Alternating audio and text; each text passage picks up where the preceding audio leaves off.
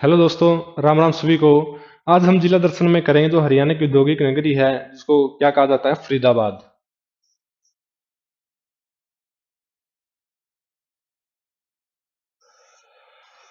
औद्योगिक नगरी फरीदाबाद के बारे में देखेंगे। सबसे पहले हम क्या देखेंगे, इसकी स्थापना के बारे में। इसकी स्थापना कब होती है?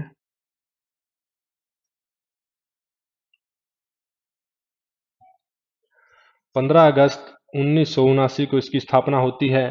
लेकिन जो कई बुक है उनमें क्या लिखा गया है, 2 अगस्त। 2 अगस्त भी मेंशन किया हुआ है। और ये किससे अलग होकर बनाया गया है? गुरुग्राम से अलग होकर बनाया गया है। गुरुग्राम से अलग होकर बनाया गया है। तो ये थी इसकी स्थापना। अब हम देखेंगे कि ये किसके द्वारा बसाया गया है।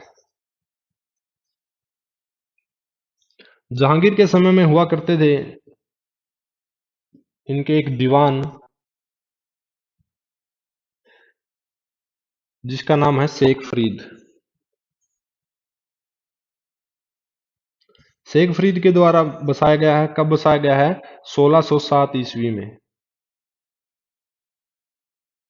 1607 ईस्वी में शेख फरीद के द्वारा फरीदाबाद को बसाया गया है। और इसी का नाम, फरीदाबाद का नाम इसी के नाम पर पड़ा है। तो हम बात करेंगे शेख फरीद के मकबरे के बारे में। इस मकबरे की क्या खास बात है कि यहाँ पर दो बड़े बड़े दरवाजे बनाए गए हैं। एक उत्तरी दरवाजा और एक है पूर्वी दरवाजा। तो इनके नाम भी रखे हुए हैं, उत्तरी दरवाजा और पूर्वी दरवाजा का।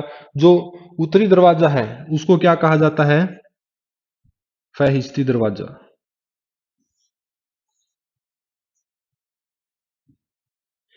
और जो पूर्वी दरवाजा है उसको क्या कहा जाता है? नूरी दरवाजा। दरवाजा कह लो या गेट कह लो। तो यहां से प्रश्न बन सकता है कि बताइए, जो फहरिस्ती दरवाजा है और नूरी दरवाजा है वो किस मकबरे से संबंधित हैं? तो कौन से मकबरे से संबंधित हैं? शेख फरीद के मकबरे से संबंधित हैं। हम बात करें प्राचीन काल की, जब महाभारत के समय की युधिष्ठिर के द्वारा दुर्योधन से 5 गांव की मांग की गई थी, उन 5 गांवों में फरीदाबाद का एक गांव भी आता है। वह 5 गांव कौन कौन से हैं? वह 5 गांव हैं: पानप्रस्थ, तिलप्रस्थ, पानप्रस्थ, तिलप्रस्थ, प्रयागप्रस्थ, सोनप्रस्थ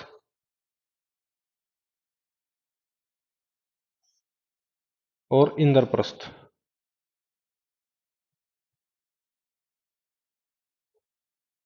जो इंद्रप्रस्थ है ये तो है दिल्ली का रीजन, जो दिल्ली का क्षेत्र है।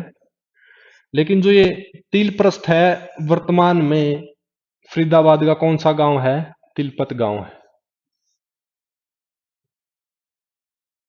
कौन सा गांव है? तिलपत गांव है। अब हम बात करेंगे तहसीलों के बारे में। फरीदाबाद की जो तहसील है उनके बारे में। तो सबसे पहले तहसील आती है वो कौन सी है? हथिनी। और नंबर 2 पे क्या उनसे आती है? होडल। नंबर 3 पे ये खुद फरीदाबाद। और नंबर 4 पे यदि हम बात करें तो बल्लभगढ़। ये 4 तहसीलें हैं फरीदाबाद के अंदर: हथिनी, होडल, फरीदाबाद और बल्लभगढ़। वर्तमान समय में बल्लभगढ़ को क्या कहा जाता है? बलरामगढ़।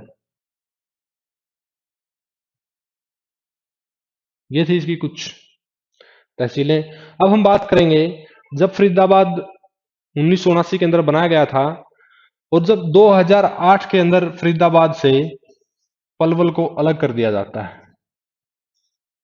2008 में पलवल नए जिले के रूप में स्थापित होता है।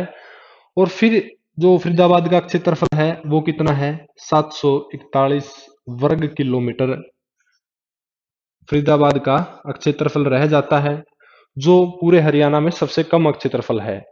तो हम कह सकते हैं कि सर्वाधिक, सबसे कम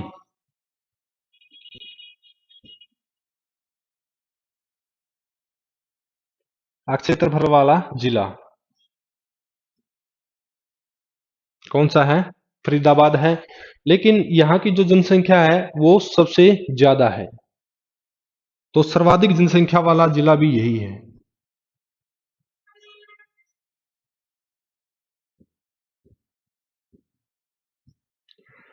सर्वाधिक जनसंख्या वाला जिला भी क्या है? फरीदाबाद है। सर्वाधिक जनसंख्या यहाँ पर क्यों है?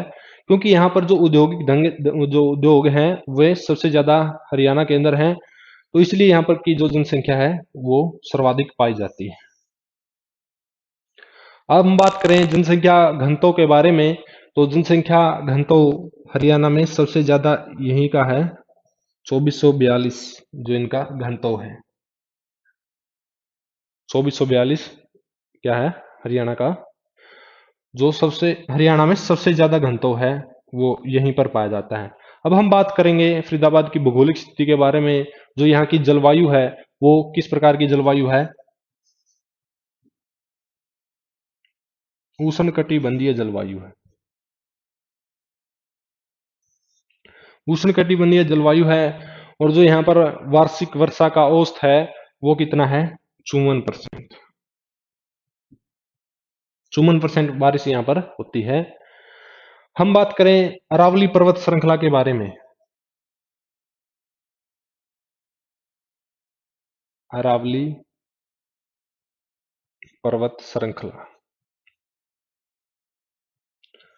फरीदाबाद के पूर्वी भाग से होकर गुजरती है। अरावली पर्वत श्रृंखला, इसको विश्व की सबसे प्राचीन पर्वत श्रृंखला कहा जाता है।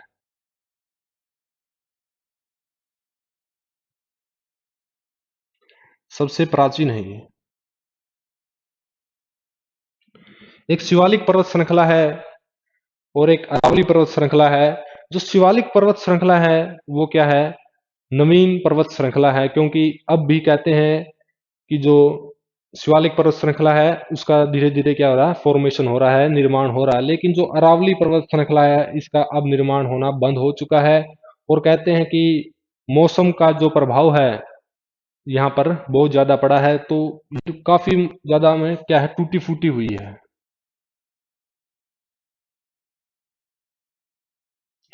और यहाँ पर क्या होते हैं? अवैध खनन।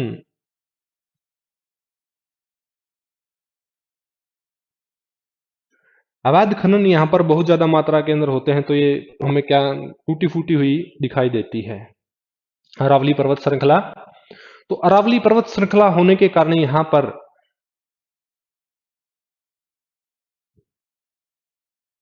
कंकड़ हैं, पत्थर हैं, और जो इनकी मात्रा क्या है? ज्यादा पाई जाती है। यहाँ की मिट्टी में भी इनकी मात्रा क्या है? ज्यादा पाई जाती है। यहाँ की जो मिट्टी है वो किस प्रकार की है? लगभग पथरीली।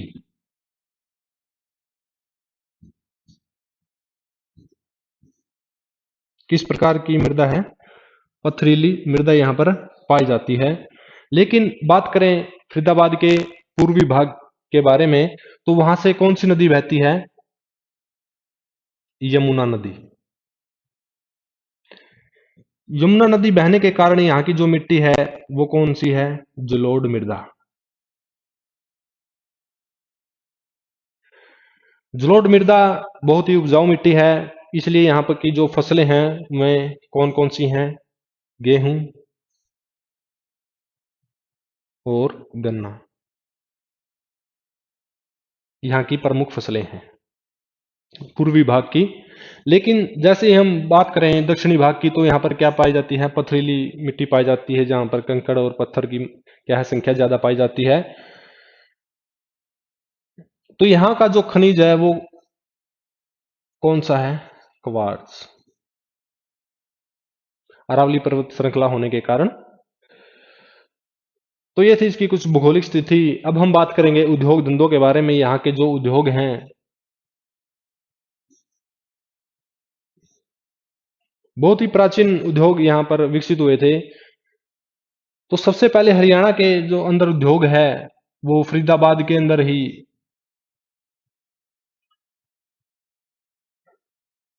बने, इसलिए फरीदाबाद को क्या कहा जाता है? औद्योगिक नगरी कहा जाता है। क्या कहा जाता है? औद्योगिक नगरी कहा जाता है। जिस प्रकार गुरुग्राम को साइबर सिटी कहा जाता है, क्यों कहा जाता है? क्योंकि वहां पर क्या है, कंप्यूटर से बने हुए उत्पाद वहां पर क्या होते हैं, बनते हैं कंप्यूटर के उत्पाद, इसलिए उसको क्या कहा जाता है? साइबर सिटी कहा जाता है। तो यहां पर क्या है कि जो उद्योग होंगे, उनमें कौन कौन से उद्योग होंगे? भवन निर्माण के लिए जो सामग्री इस्तेमाल होती है, जैसे कंकड़ पत्थर है, उनका यहाँ पर क्या है, निर्माण किया जाता है, उनका क्या किया जाता है, उत्पादन किया जाता है। और जो कृषि से संबंधित उद्योग हैं, कृषि उद्योग भी यहाँ पर बहुत ज्यादा मात्रा के अंदर है। यदि मैं कृषि उद्योग की बात करूं तो यहाँ पर क्या है,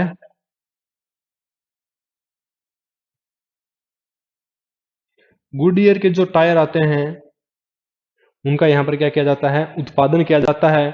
और एक जो आइसर ट्रैक्टर की कंपनी है,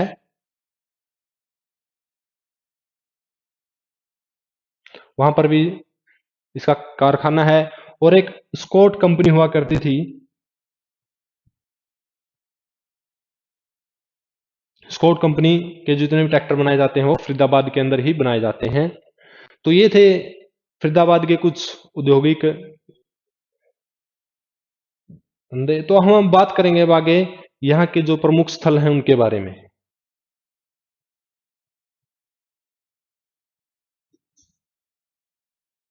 प्रमुख स्थल, तो सबसे पहले क्या आता है, बड़खल झील।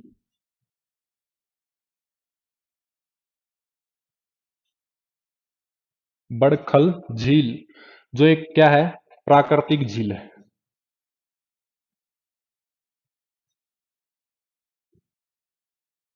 यदि बात करें बड़खल झील की, क्या है, एक प्राकृतिक झील है। और बसंत ऋतु में यहाँ पर क्या लगता है, मेला लगता है। बसंत ऋतु में क्या लगता है, मेला। ये थी बड़खल झील। और हम बात करें आगे, जो प्रमुख स्थल हैं उनमें क्या आता है,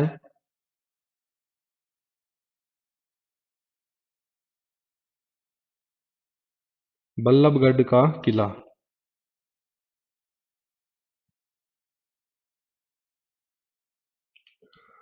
राजा नाहर सिंह के द्वारा बनवाया गया था।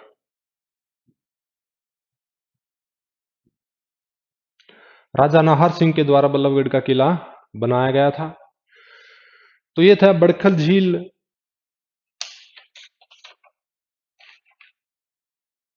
अब हम बात करेंगे, यहां पर क्या है, अरावली का गोल्फ मैदान भी है। अरावली का गोल्फ मैदान फरीदाबाद में है, अरावली का गोल्फ मैदान। हम बात करेंगे आगे, नाहर सिंह क्रिकेट स्टेडियम।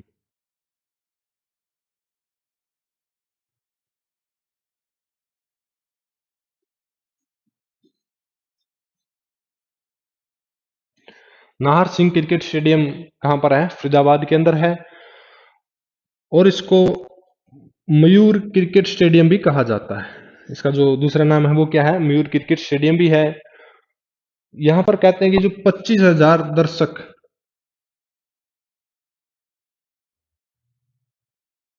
एक साथ बैठकर मैच देख सकते हैं।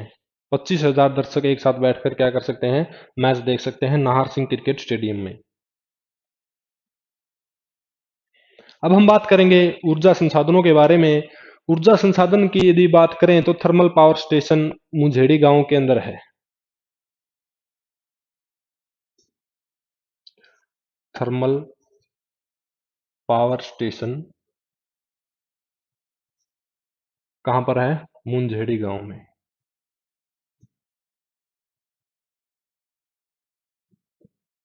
मुंझेड़ी गांव के निकट है। और यदि हम बात करें इसकी जो अक्षमता है वो कितनी है, 1500 मेगावाट। 1500 मेगावाट की क्या है, इसकी थर्मल पावर स्टेशन है, इसकी अक्षमता है। तो बात करें ये पूरे हरियाणा के अंदर एकमात्र गैस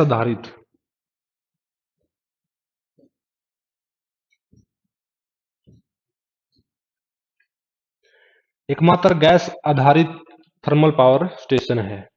पूरे हरियाणा का एकमात्र पावर स्टेशन है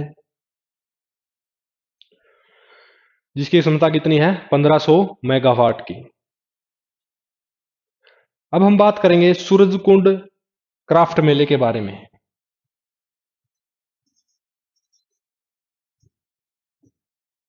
सूरजकुंड क्राफ्ट मेला। सूरजकुंड क्राफ्ट मेला कब लगता है? फरवरी के महीने में लगता है। और कितने दिनों तक चलता है? 15 दिनों तक। जितने भी हाथ से बने हुए उत्पाद हैं उनकी प्रदर्शनी यहां पर की जाती है। और इसमें क्या होता है, एक राज्य और एक जो दूसरा देश है, यहाँ पर इनको इनवाइट किया जाता है और इनके द्वारा क्या किया जाता है, अपनी अपनी जो सांस्कृतिक विशेषताएं हैं उनको यहाँ पर प्रदर्शित किया जाता है। तो ये है सूरजकुंड क्राफ्ट मेला जो फरवरी के महीने में लगता है और 15 दिनों तक ये मेला चलता है। तो ये थी सूरजकुंड मेले के बारे में कुछ बातें। आज के लिए बस इतना ही। Thank you.